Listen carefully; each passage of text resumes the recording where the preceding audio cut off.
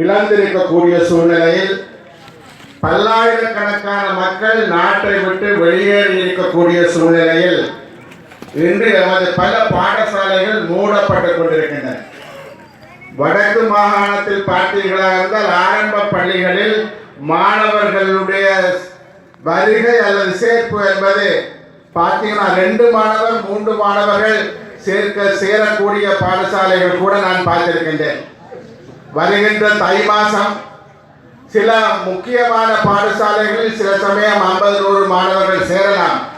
ஆனால் கிராமிய பாடசாலைகளை எடுத்தீர்களானால் ஆண்டு ஒன்றுக்கு எத்தனை மாணவர்கள் சேர்வார்கள் என்ற ஒரு கேள்வி இருக்கிறது. ஆகவே அப்படி நீங்கள் பார்க்கின்ற பொழுது எல்லோருமே நகரத்தை நோக்கி அல்லது பெயர் பெற்ற பாடசாலைகளை நோக்கி மாணவர்களை கொண்டு செல்கின்ற ஒரு நிலை இருக்குமாக இருந்தால் கிராம பாடசாலைகளும் ஒரு கட்டத்தில் இல்லாமல் போகும். எல்லாமே நாங்கள் அற்றவர்களாக போகக்கூடிய ஒரு சூழ்நிலையும் இருக்கின்றது. இப்பொழுது யுத்தத்துக்கு பிற்பாடு படிப்படியான முன்னேற்றங்கள் ஓரளவுக்கு முழுமையாக இல்லாவிட்டாலும் கூட பாடசாலைகள் ஓரளவுக்கு முன்னேற்றம் கண்டு வருகின்றன. அதே போன்று கிராமங்களின் தேவைகள் ஓரளவுக்கு நிறைவேற்றப்பட்டு வருகின்றன. அந்த வகையில் படிப்படியான முன்னேற்றங்கள் என்பது இப்பொழுது நடைபெற்று வருகின்றது. நாங்கள் இப்பொழுது ஒரு நாடகத்தை பார்த்தோம். நாடகத்திலும் கூட நாங்கள் பார்த்த ஒரு முக்கியமான விடயம் இந்த வெளிநாட்டு மோகம் என்பது இன்னும் எவ்வளவு தூரம் நமது மக்கள் மத்தியில் இருக்கிறது. எப்படியாவது அவர் டாக்டருக்கு படிக்க ஒரு அட்மிஷன் கிடைத்தாலும் கூட வெளிநாட்டுக்கு அனுப்பிவிட வேண்டும் என்பதில் பெற்றோர் எவ்வளவு தூரம் அக்கறையாக இருக்கிறார்கள் என்பது அந்த நாடகம் காட்டியது. இவ்வாறே நாங்கள் வெளிநாடு என்று ஓடிக்கொண்டே இருப்போமாக இருந்தால் நிச்சயமாக நாங்கள் எங்களுடைய கடந்த கால போராட்டம் என்ன தேவைகளுக்காக நாங்கள் போராடினோம், இன்று என்ன நிலையில் இருக்கிறோம், நாளை என்ன நிலையில் இருப்போம் என்ற பல்வேறுபட்ட கேள்விகள் எங்களுக்கு இருக்கும். ஆகவே இன்று இருக்கக்கூடிய இளைஞர்களுக்கு ஒரு முக்கியமான பொறுப்பும் கடமையும் என்னவென்றால் தங்களது இருப்பை, இந்த சமுதாயத்தின் இருப்பை எவ்வாறு பாதுகாத்துக் கொள்வது. நாங்கள் ஒரு பக்கத்தில் பார்க்கின்றோம், நிறைய பிரச்சனைகள் பார்க்கின்றோம். மக்களுக்கு வருமானம் இல்லை, வாழ்வாதாரங்கள் இல்லை, ஆயிரக்கணக்கானவர்கள் கணவன்மாரை இழந்தவர்களாக இருக்கிறார்கள், வேலை வாய்ப்பு கிடையாது. இப்படி பல பிரச்சனைகளை நாங்கள் கூறினாலும் கூட முழு இலங்கையிலும் வடக்கு மாகாணம்தான் குடியில் கொடி கட்டி பறக்கிறது. ஏறத்தாழ ஒரு வருஷத்துக்கு 32 லட்சம் லிட்டர் சாராயத்தை பியரை நாங்கள் குடித்து தள்ளுகிறோம் என்றால் வருமானம் எங்கிருந்து வருகிறது என்ற ஒரு கேள்வி இருக்கின்றது. வருமானம் இல்லை என்று ஒரு பக்கத்தில் அழுகிறோம், 2வது பக்கத்தில் வடக்கு மாகாணம் என்பது குடியில் இலங்கையில் 1வது இடத்தில் இருக்கிறது. அதே போல மட்டக்களப்பு 2வது இடத்தில் இருக்கின்றது. மொத்தமாக வடகிழக்கு ஒரு தேசிய இன பிரச்சனைக்காக போராடியவர்கள், தங்களது எதிர்காலத்துக்காக போராடியவர்கள் என்று பார்த்தால் நாட்டில் பெரும் குடிமக்களாக இருப்பதுதான் நாங்கள் கண்ட மிச்சமா என்று கேட்பதற்கு தோன்றுகின்றது.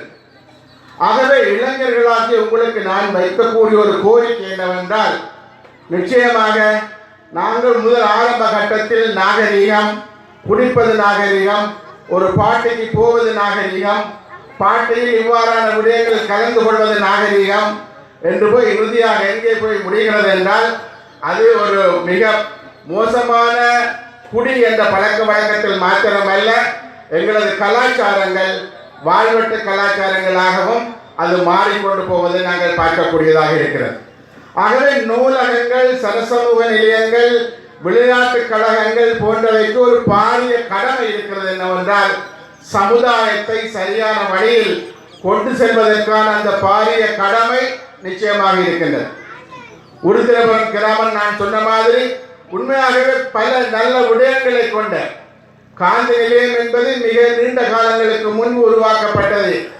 அதே போல குருகுலம் இன்றைக்கு மகாதேவ ஆசிரமமாக இருக்கக்கூடிய குருகுலம். ஆகவே அவ்வாறான ஒரு இடத்தில் இருந்து வரக்கூடிய இளைஞர்கள் நீங்களாவது மற்றவர்களுக்கு முன்னோடிகளாக, ஏனைய கிராமத்தவர்களுக்கு முன்னோடிகளாக நீங்களாவது இருக்க வேண்டும் என்பது என்னுடைய அவா. இந்த கிராமம் இன்னும் பலபடி முன்னேற வேண்டியிருக்கின்றது. இந்த கிராமம் அண்மை காலத்தில் மின்சாரம் வீதிகள் வந்தாலும் இன்னும் முக்கியமாக உள் வீதிகள் பாலங்கள் போன்ற பல பிரச்சனைகள் இந்த கிராமத்தில் இருக்கிறது. இந்த கிராமம் மாத்திரமல்ல, முழுமையாக கிளிநொச்சி மாவட்டத்தில் வன்னி மாவட்டத்தில் விவசாய வீதிகள் என்ற பல 100 வீதிகள் இன்னும் புனரமைக்க வேண்டிய தேவைகள் இருக்கின்றது. ஆகவே இவை ஒரு புறம் இருந்தாலும் கூட, ஆனால் அவ்வாறான விடயங்களை நாங்கள் கையாள்வதற்கு ஏற்ற வகையில் மாகாண சபை இருக்கிறதா என்றொரு கேள்வியும் இருக்கின்றது. மாகாண சபை உறுப்பினர் பசுபதி பிள்ளை அவர்கள் இருக்கிறார்கள். மாகாண சபைக்கு உரித்தான அதிகாரங்கள், உங்களுக்கு சேவை செய்யக்கூடிய அதிகாரங்கள் எவ்வளவு தூரம் மாகாண சபை தன்வசம் வைத்திருக்கிறது என்றொரு கேள்வி இருக்கிறது. அதற்கு இருக்கக்கூடிய அவர்களுக்கு இருக்கக்கூடிய வழி அறப்படக்கூடிய தன்மைகள், ஒரு அரசாங்கத்தை நடத்த வேண்டுமாக இருந்தால் அந்த அரசாங்கத்துக்கு ஒரு வருமானம் வேண்டும்.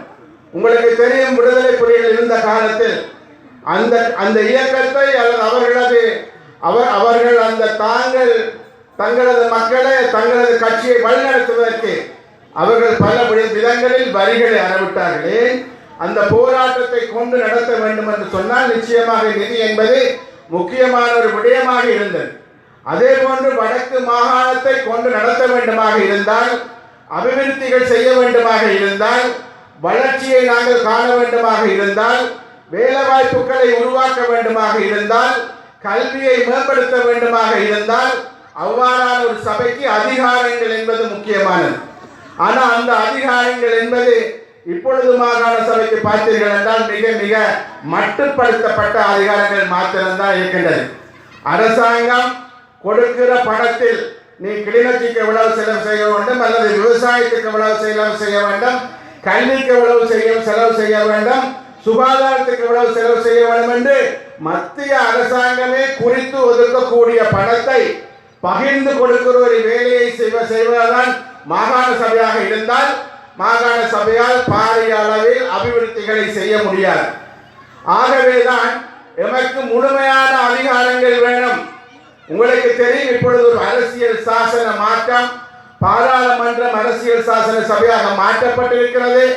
அந்த அரசியல் சாசன சபையினூடாக ஒரு புதிய அரசியல் சாசனம், அந்த புதிய அரசியல் சாசனம் எவ்வாறு இருக்க வேண்டும் என்பதை தமிழ் மக்கள் ஏற்கனவே கூறியிருக்கின்றார்கள். தமிழ் தேசிய கூட்டமைப்பு வைத்த கோரிக்கைக்கு இணங்க வடகிழக்கு என்பது தமிழ் மக்களினுடைய தாயக பூமி, அது இணைக்கப்பட வேண்டும். தமிழ் மக்களுக்கு சுய நிர்ணய உரிமை இருக்கிறது. அந்த சுய நிர்ணய உரிமை என்பது அங்கீகரிக்கப்பட வேண்டும். தமிழ் மக்களுக்கு இறையாண்மை இருக்கிறது. அந்த இறையாண்மை என்பது அங்கீகரிக்கப்பட வேண்டும். இந்த அங்கீகரிப்புகளின் அடிப்படையில் ஒரு சமஷ்டி அரசியல் அமைப்பு முறை உருவாக வேண்டும். சமஷ்டி என்பது என்ன? நாங்களும் தமிழ் மக்களும் சிங்கள மக்களும் ஏனையோரும் தங்களது சொந்த பிரதேசங்களில் சம உரிமைகளுடன் வாழக்கூடியதாக, ஒருதல் அதிகாரத்தை ஒருதல் பறிக்காதவாறு இருக்கக்கூடியதாக அந்த அதிகாரங்கள் இருக்க வேண்டும் என்று நாங்கள் கேட்கின்றோம். ஆனால் இங்கு இப்பொழுது என்ன நடைபெறுகிறது என்றால், வடகிழக்கு என்பதை இணைக்க முடியாது என்பதனை மிக தெளிவாக அரசாங்கம் கூறியிருக்கிறது. அதனை தமிழ் தேசிய கூட்டமைப்பினுடைய பேச்சாளர் சுமந்திரனும் கூட வடகிழக்கு இணைப்பு என்பது இப்பொழுது சாத்தியம் இல்லை என்ற ஒரு விடயத்தை கூறியிருக்கின்றார். அதனை போல் ஒற்றை ஆட்சியை நாங்கள் விடமாட்டோம், நாங்கள் இணைப்பாட்சியை ஏற்றுக்கொள்ள மாட்டோம், பௌத்தத்திற்கு மாத்திரம்தான் நாங்கள் முதலிடம். ஆகவே என்ன விதமான ஒரு தீர்வு வரப்போகிறது என்பது மீண்டும் கேள்வியாகத்தான் இருக்கிறது. நாங்கள் எதிர்பார்த்தது போல் மாகாண சபைக்கு நாங்கள் கேட்டது போன்ற அதிகாரங்களுடன் மத்திய அரசு தலையிடாமல், மாகாண அரசு தனது அபிவிருத்திகளை தானே செய்யக்கூடிய வகையில், தனக்கு தேவையான நிதியை தானே உருவாக்கக்கூடிய வகையில், தனக்கு தேவையான கடன்களை வெளியில் பெற்றுக்கொள்ளக்கூடிய வகையில் அவர்கள் அவ்வாறான அதிகாரங்களை கொண்டிருக்குமாக இருந்தால் நிச்சயமாக மாகாண சபையாலும் கூடுதலான அபிவிருத்தி நடவடிக்கைகளை மேற்கொள்ள முடியும். பல்வேறுபட்ட நாடுகளில் அவ்வாறான அமைப்பு முறைகள் இருக்கின்றது. இந்தியாவில் கூட நீங்கள் பல பேர் இந்தியாவுக்கு போய் வந்திருப்பீர்கள். தமிழ்நாடு, கேரளா, ஆந்திரா இப்படி பல்வேறுபட்ட 25 மாநிலங்கள் அங்கே இருக்கிறது, மொழிவாரி மாநிலங்கள் என்று. அவர்களுக்கு பல உரிமைகள் இருக்கிறது. மொழி உரிமை இருக்கிறது, அவர்களுக்கு முழுமையான போலீஸ் அதிகாரங்கள் இருக்கிறது, அவர்களுக்கு முழுமையான காணி அதிகாரங்கள் இருக்கிறது, அவர்களுக்கு முழுமையான கல்வி அதிகாரங்கள் இருக்கிறது. ஆனால் நீங்கள் இங்கு பார்த்தீர்கள் என்று சொன்னால் இவை எதுவும் இல்லாத ஒரு சமுதாயமாகத்தான் அது இன்னும் இருக்கின்றது. அவ்வாறு வைத்துக் கொள்வதற்குத்தான் இலங்கை அரசாங்கம் என்ன விரும்பிக் கொண்டு இருக்கின்றது. ஆகவே அவ்வாறான ஒரு சூழ்நிலையில் தான் நாங்கள் இன்னும் வாழ்ந்து கொண்டிருக்கிறோம் என்பதை இளைஞர்களும் பெரியோர்களும் சிந்திப்பீர்களாக இருந்தால் எமது இலக்கை நோக்கி நாங்கள் எவ்வாறு முன்னேறுவது, எவ்வாறு நாங்கள் எமது உரிமைகளை பெற்றுக்கொள்வது, நாங்கள் இன்னும் சிங்கள பௌத்த அந்த மேலாதிக்கத்துக்குள் இருக்க போகின்றோமா? அவர்கள் கூறுகிறார்கள் பௌத்தத்துக்கு தான் முதலிடம் என்று கூறுவதன் காரணமாகத்தான் கிளிநொச்சி மாவட்டத்தில் மூலை முடுக்குகளில் எல்லாம் புத்த சிலைகள் வருகிறது, கிளிநொச்சி மாவட்டத்தில் விகாரைகள் வருகிறது, முல்லைத்தீவு மாவட்டத்தில் விகாரைகள் வருகிறது. ஏன்? பௌத்தம் என்பது இந்த நாட்டில் முதன்மையானது. பௌத்த பிக்குகளோ இராணுவமோ எங்கேயும் புத்த விகாரைகளை வைக்கலாம். அங்கு சிங்கள மக்களோ பௌத்தர்களோ வாழ வேண்டும் என்ற அவசியம் கிடையாது. ஆகவே இவ்வாறான ஒரு மனோநிலையில் இருக்கக்கூடிய அரசாங்கம் ஒழுங்குமுறையான அதிகாரங்களை தமிழ் மக்களுக்கு கொடுக்குமா என்பது மிகவும் கேள்விக்குரியதாக இருக்கின்றது. வருகிற மாதம் 9, 10, 11 தேதிகளில் ஜனவரி மாதம் 17ஆம் ஆண்டு அரசாங்கம் அல்லது பாராளுமன்றத்தில் இந்த அதிகாரங்கள் தொடர்பான ஒரு விவாதம் நடைபெற இருக்கிறது. குறைந்தபட்சம் அன்று எங்களுக்கு தெரிய வரும் இந்த அரசாங்கம் என்னவற்றை கொடுக்க தயாராக இருக்கிறது என்று. ஆனால் இப்பொழுது ஜனாதிபதியும் பிரதமரும் முக்கிய அமைச்சர்களும் அவர்கள் கூறுவதன் அடிப்படையில் பார்த்தால் நாங்கள் என்னென்ன அடிப்படை கோரிக்கைகளை முன்வைத்தோமோ அந்த அடிப்படை கோரிக்கைகள் எல்லாம் நிராகரிக்கப்பட்ட ஒரு நிலையில் தான் நாங்கள் இன்று இருக்கின்றோம். ஆகவே எமது எதிர்காலம் என்பது தமிழ் மக்களுடைய எதிர்காலம். நாங்கள் இவ்வளவு காலம் ஒரு நீண்ட நெடிய காலம் தந்தை செல்வா காலத்தில் போராடி பின்னர் இன்னும் ஒரு 30 வருஷங்கள் ஆயுத போராட்டங்களை நாங்கள் நடாத்தி இன்னும் எமது உரிமைக்காக போராட வேண்டியவர்களாகத்தான் இருக்கின்றோம். ஆனால் நாங்கள் தலை நிமிர்ந்து எமது உரிமைக்காக குரல் கொடுப்பதை நாங்கள் நிறுத்துவோமாக இருந்தால் இன்னும் சில காலங்களில் நாங்கள் சிங்கள மக்களுடன் இரண்டர கலந்து போய் சிங்கள பௌத்தத்தை ஏற்றுக்கொண்டவர்களாக 4000 5000 ஆண்டுகளாக இருந்த தமிழ் சைவ கலாச்சாரங்களை மறந்து நாங்கள் எண்ணுமோர் இனத்துடைய நிரந்தர கலந்து போன ஒரு நிலைமை உருவாகக்கூடும். ஆகவே எமது உரிமைக்காக அரசாங்கம் என்னதான் நிலைமைகளில் இருந்தாலும் நாங்கள் என்ன வழிமுறைகளை பின்பற்றி எமது உரிமைகளை பெற்றுக்கொள்வது என்பதில் நாங்கள் கவனமாகவும் தீர்க்கமாகவும் செயற்படாவிட்டால் நிச்சயமாக எம்மை ஏறி மிதிப்பார்கள் மாத்திரமல்ல, எம்மை தொடர்ச்சியாக அடிமைகளாக தாங்கள் விரும்புவதை நாங்கள் செய்பவர்களாக நாங்கள் எப்பொழுதும் சிங்கள பௌத்த மேலாதிக்கத்தை ஏற்றுக்கொண்டவர்களாக தமிழர்களை மாற்ற வேண்டும் என்பதுதான் அவர்களுடைய விருப்பமாக இருக்கின்றது. அதனை நாங்கள் ஏற்றுக்கொள்ளப் போகிறோமா என்ற ஒரு கேள்வியும் நீங்கள் முன்னிருக்கின்றது. ஆகவே அன்பார்ந்த பெரியோர்களே, நண்பர்களே, நான் உங்களிடம் கூறக்கூடியது இந்த நூல் நிலையம் விளையாட்டுக் கழகம் நிச்சயமாக இங்கு மாத்திரம் அல்ல, வடக்கு மாகாணத்தில் இவர்கள் நீங்கள் இளைஞர்களாகிய நீங்கள் மக்கள் மத்தியில், இளைஞர்கள் மத்தியில், யுவதிகள் மத்தியில் இன்று இருக்கக்கூடிய இந்த நிலைமைகளை நீங்கள் முன்னெடுத்து செல்ல வேண்டும். நாங்கள் பல ஆயிரக்கணக்கான உயிர்களை தியாகம் செய்திருக்கிறோம். 40,000க்கு மேற்பட்ட போராளிகளை கொடுத்திருக்கிறோம். லட்சக்கணக்கான மக்களை நாங்கள் தியாகம் செய்திருக்கிறோம். ஏன் இவையெல்லாம் நடைபெற்றது என்றால் இந்த மண்ணில் நாங்கள் நூறு வாழ வேண்டும், நாங்கள் உரிமைகளுடன் வாழ வேண்டும் என்ற காரணத்துக்காக. ஆகவே இவ்வளவு இழப்புகளை சந்தித்து உயிர்களை கொடுத்து உடைமைகளை கொடுத்து நாங்கள் சேமித்து வைத்தவற்றை கொடுத்து இவ்வளவற்றை இழந்த பின்பு நாங்கள் இன்னும் அடிமைகளாகத்தான் வாழப் போகின்றோமா என்பதையும் நாங்கள் சிந்திக்க வேண்டியவர்களாக இருக்கின்றோம். ஆகவே நண்பர்களே, பெரியோர்களே, இன்று இருக்கக்கூடிய அரசியல் சூழ்நிலைகளை நாங்கள் புரிந்து கொள்ள வேண்டும். இவற்றை நாங்கள் மக்களுக்கு தெளிவுபடுத்த வேண்டும்.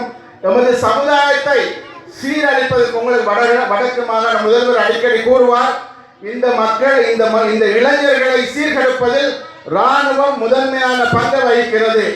இங்கு வரக்கூடிய போதை வஸ்துக்கள், இங்கு இளைஞர்களுக்கு கிடைக்கக்கூடிய மது வகைகள் போன்றவை எல்லாம் கூட ஏதோ ஒரு வகையில் ராணுவத்தினரால் ஊக்கப்படுத்தப்படுகிறது போன்ற பல பிரச்சனைகள் இருந்தால் எமது மக்கள், எமது இளைஞர்கள் அவர்கள் சிந்திக்க கூடாது, அவர்களது சிந்தனைகளை திசை திருப்ப வேண்டும் என்ற விஷயங்கள் எல்லாம் உண்மையாகவே இருக்கிறது. ஆகவே அந்த வகையில் நாங்கள் இவையெல்லாம் எங்களை தாக்கக்கூடிய பல விஷயங்கள், ஒரு பக்கத்தில் அரசு உரிமைகளை நிராகரிக்கிறது, மறுபக்கத்தில் ராணுவம் துவக்கம் இலங்கை அரச படைகள் தமிழ் மக்கள் மீது இவ்வாறான போத வஸ்துக்களை கொண்டு வந்து திணிக்கின்றது. இந்த நிலையில் எமது சமுதாயத்தை காப்பாற்ற வேண்டியவர்கள், எமது மக்களை காப்பாற்ற வேண்டியவர்கள், அவர்களை சரியான பாதையில் கொண்டு போக வேண்டிய பொறுப்பும் கடமையும் இளைஞர்களாகிய உங்களுக்கு இருக்கின்றது. ஆகவே இந்த உழவர் ஒன்றியம், உழவர் நூலகம், உழவர் விளையாட்டுக் கழகம் இந்த விடயங்களை நீங்கள் முன்னெடுக்க வேண்டும் என்று கேட்பதுடன், நிச்சயமாக இது என்னுடைய கிராமம்.